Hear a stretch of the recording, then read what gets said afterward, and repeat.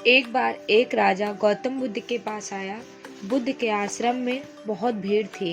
राजा ने आग्रह किया कि वह एकांत में उनसे कुछ कहना चाहता है। बुद्ध बोले, मोंदो नयन कथों को नहीं, अर्थात सर्वज्ञ एकांत है, यही बोलो। राजा ने कहा कि मैं संन्यास लेना चाहता हूँ। यह सुनकर बुद्ध थोड़ा गंभीर हो गए। वे बोले कि तुम्हें संन्यास्त होने के लिए दीक्षा देने के पहले मेरी एक शर्त का पालन करना होगा। राजा ने आश्वस्त करते हुए कहा कि जब दीक्षा ही लेनी है और संन्यास्त होना ही है तो सब शर्त मंजूर है।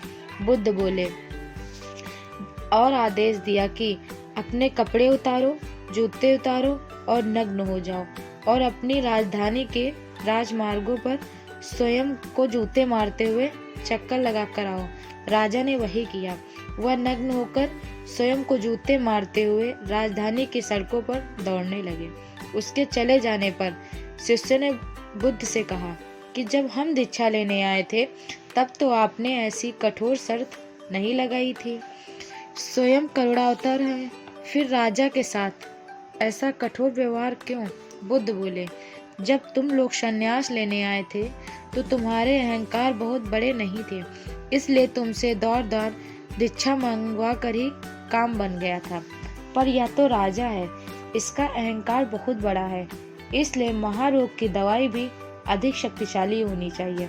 राजा जब दशा में अपने ही परिजन के सामने गुजरेगा तो उसका अहंकार चूर चूर हो चुका होगा।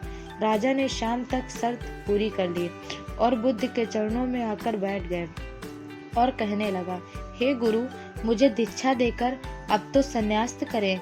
बुद्ध ने राजा के सर पर मुकुट रखा और कहा कि अब तुम्हें संन्यास लेने की आवश्यकता नहीं है।